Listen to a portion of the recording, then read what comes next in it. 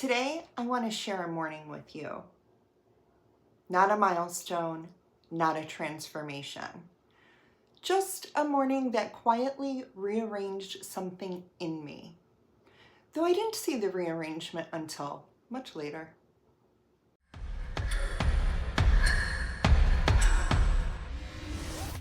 I'm going to tell you about a morning that mattered. You may not have lived this exact moment, but you might recognize its outline somewhere in yourself. So let me start where the morning started. It's May 25th, 2019, 11:43 in the morning. I'm sitting on the edge of my bed in sort of a daze. I had just come upstairs after an argument with my then husband. I had been begging, he had been lying. I needed space, so I wouldn't say something I couldn't take back. He's downstairs on the couch, dope sick. I can't hear anything from down there. I'm not afraid of him, but I am afraid for him. The way you're afraid for someone you can't make stop hurting themselves. Walter, my ginger beast of a cat, he's dancing around me, humming and chirping because he knows I'm upset. Cats always know. Outside, the neighborhood is doing Saturday things. Lawnmowers are mowing, kids are laughing and playing, people are getting ready for Memorial Day gatherings. Inside, I'm not lost, but I ain't found either. And somewhere in me, something was moving that I couldn't quite name. That's the morning. That's the picture. And then a messenger notification lights up my phone. It's an old friend I haven't spoken to in years. He happens to live in Brazil.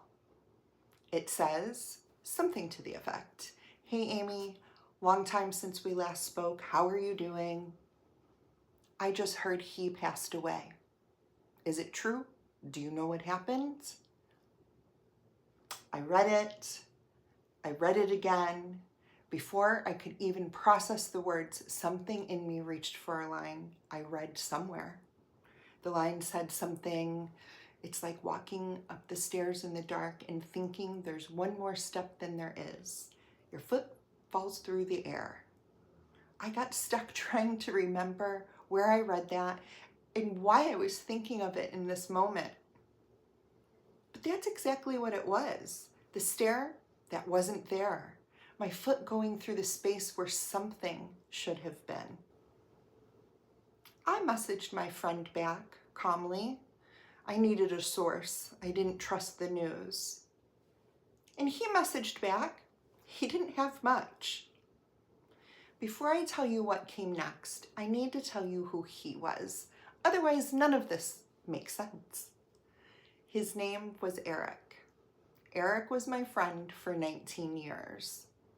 Early on, he was a boyfriend that I lived with.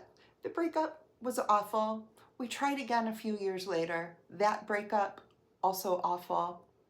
And still, he was one of the people I trusted most.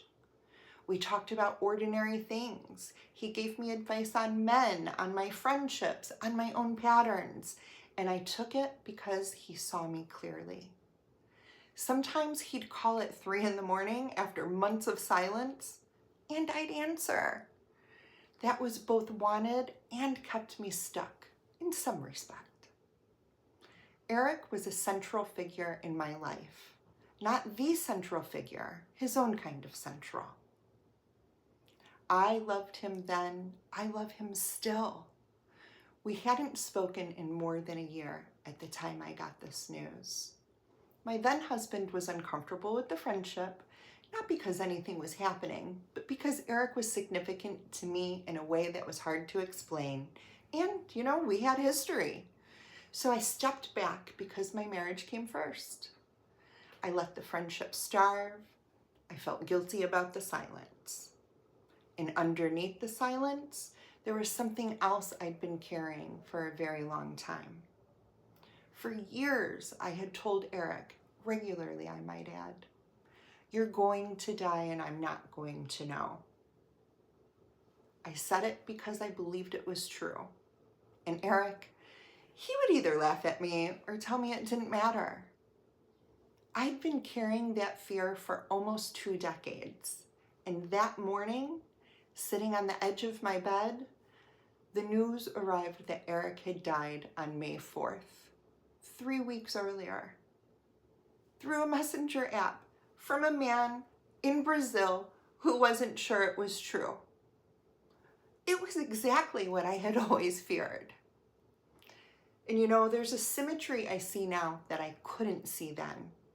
I was upstairs afraid for the man on the couch downstairs, and the message coming to me from Brazil was about a man I'd spent years being afraid for in exactly the same way. The universe doesn't usually make its symmetries quite that obvious, but I didn't see any of that morning. What I saw was a problem to solve. I went into business mode. I didn't cry. I didn't scream. I didn't collapse into a puddle. I messaged Eric's family. His mother eventually confirmed. The finding out, the confirming, the telling. It is not courage. It is avoidance. It's what your mind does to keep the pain from landing before you're ready. And there's another symmetry I see now. I had been in business mode for months with my then husband too, doing the work of being the one who handled things when their partner is not available. That morning, I just turned the same machinery toward Eric. That's being human. And it's also what the rearranging was about to start undoing. Here's what I know now that I didn't know that morning. I had subconsciously rehearsed Eric's death for a long time. I had named the fear out loud. I had told him, I had told myself. I had been preparing in some quiet corner of me for this exact news. And when it came, when it actually came, there isn't a word yet for how that felt. Knowing something is coming doesn't make it land any softer. That's the thing about the missing stair. Even when you know it's coming, the fall still takes you. The gap between the fear you've rehearsed and the moment it arrives, that's where the truth of loss lives. If you've ever had a moment where the truth arrived before you were ready, I trust you know this feeling. I'm not going to tell you I've worked through Eric's death and the guilt I still feel. I'm not even sure what that means when people say it. Grief isn't something you solve or get over. It walks alongside you. Really, it pulls up a chair at your table and then it doesn't get up. You learn to live with it sitting there. And here's the part about the rearrangement I named at the start. 2 things happened at the same time that morning. Grief sat down, that's the chair I just told you about, and quietly, underneath the grief, something in me stood up. Something in me started saying no. To my then husband, to the lying, to the begging, to the version of myself that was consumed with someone else's crisis full time. Sometimes the no came out clearly. Sometimes it didn't. The work isn't a straight line. If you've ever felt grief sit down in you and in the same moment felt some small part of you stand up, you are not alone in that contradiction. It's not a transformation. It's a rearranging. And I am definitely not going to tell you this was the moment that changed everything.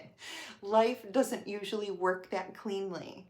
A lot was already moving in me before this morning. A lot has kept moving since. If I draw a line under May 25th, 2019 and call it the day that changed everything, I flattened something that was never that simple. It was a hard morning. It mattered. It is still with me. I guess that's all I'm trying to say about it. It's a morning that mattered. Not because it changed everything, but because it changed something. And by the way, a door was about to open to a practice of noticing what I knew, what I denied, what I felt, and what I could no longer unknow. If something in you just settled, you're not the only one. Whatever you've been carrying about someone you love, about a death you found out about through a phone screen too, about a person who didn't fit tidily in any box, you are not alone in any of it. I'd love for you to comment a piece of your own moment when something in you rearranged. I'm going to read it.